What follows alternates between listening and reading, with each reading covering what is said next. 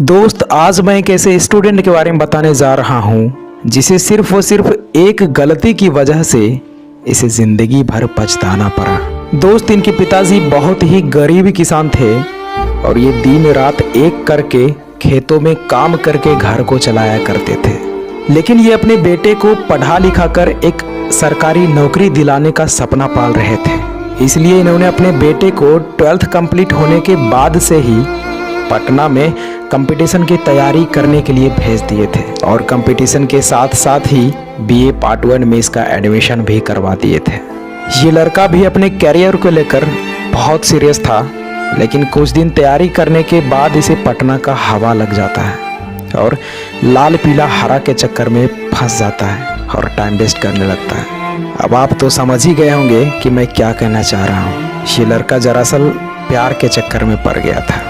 और दोस्त, मैं क्या बताऊं, इसके बाद इसका पढ़ाई के प्रति सीरियसनेस लेजीनेस में बदल जाता है। इसे लगने लगा कि यार अभी तो मेरे पास बहुत समय है, अभी तो ग्रेजुएशन कंप्लीट होने में 3 साल बाकी है और मैं तैयारी तो 6 महीने में ही कर दूंगा, क्योंकि कोर्स 6 महीने का ही होता है। लेकिन शायद इसे ये नहीं पता था कि उस 6 महीने में पढ़ाया गया चीज़ों को कंप्लीट करने में बहुत समय लगता है और इसी गलत फहमी में जीने लगा और पढ़ाई कम, प्यार का चक्कर ज़्यादा करने लगा।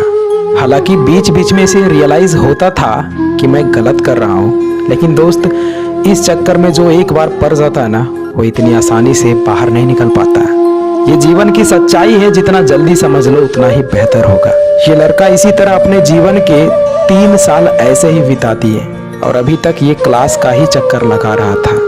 दोस्त, आप भले ही सच्चाई से कुछ दिन मुंह मोड़ लेते हो, लेकिन एक न एक दिन आपको जरूर समझ में आती है। लेकिन जब तक समझ में आती है तब तक बहुत लेट हो चुका होता है। ठीक उसी प्रकार जब इसके साथ में पढ़ने वाला एक दोस्त ग्रेजुएशन कंप्लीट होते ही SSC CGL एग्जाम को क्रैक कर लिया और वो सेटल हो गया, तब इसे रियलाइज हुआ कि मैं इन 3 सालों में क्या किया और इसे लगने लगा कि मैंने कितना गलत किया। पिताजी का मेहनत पानी में फेर दिया, कैसे कैसे दिन रात मेहनत मजदूरी करके पैसा भेजते होंगे और मैंने ये सब चुटकियों में बर्बाद कर दिया। ये लड़का को अब सारा कुछ दिखने लगा था, लेकिन तब तक बहुत लेट हो चुका था।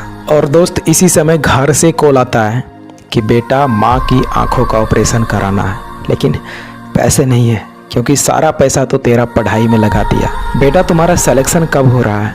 तो दोस्त, ये लड़का कुछ नहीं बोल पाया क्योंकि ये लड़का इन 3 सालों में पढ़ाई के अलावा सब कुछ किया था, सिर्फ पढ़ाई ही नहीं किया था। ये लड़का फ़ोन पर सिर्फ रोता रह गया और फिर बोला कि पिताजी, अभी कोई एग्ज़ाम नहीं निकला है।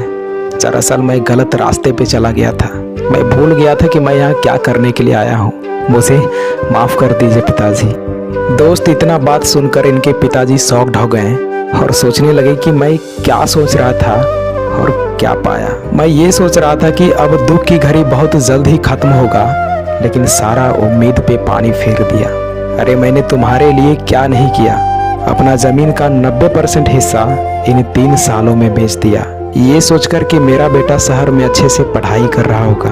लेकिन तुमने जो कर दिखाया ना, अब लग रहा है कि सारा सेक्रीफाइसेस व्यर्थ चला गया। अरे बेटा, सोचो उस माँ पे क्या बीतेगी जो माँ अपनी आंखों का ऑपरेशन नहीं करा रही थी, बोलती थी कि बेटा सेट हो जाएगा ना तो मैं ऑपरेशन करा लूँगी, और तुम बहुत अच्छा किया बेटा, बहुत अच्छा। दोस्त, अब इसके पास रोने के सिवा और कुछ नहीं बचा था और मजबूरन इसे प्राइवेट जॉब में 10,000 की नौकरी करना पड़ा और जो सपना इनके माँ बाप ने देखे थे वो केवल सपना ही रह गया। तो दोस्त, अगर आप भी ऐसी गलती कर रहे हो, आप भी पढ़ाई को प्रायोरिटी नहीं दे रहे हो, तो शायद आपका भी एक दिन यही हाल होगा।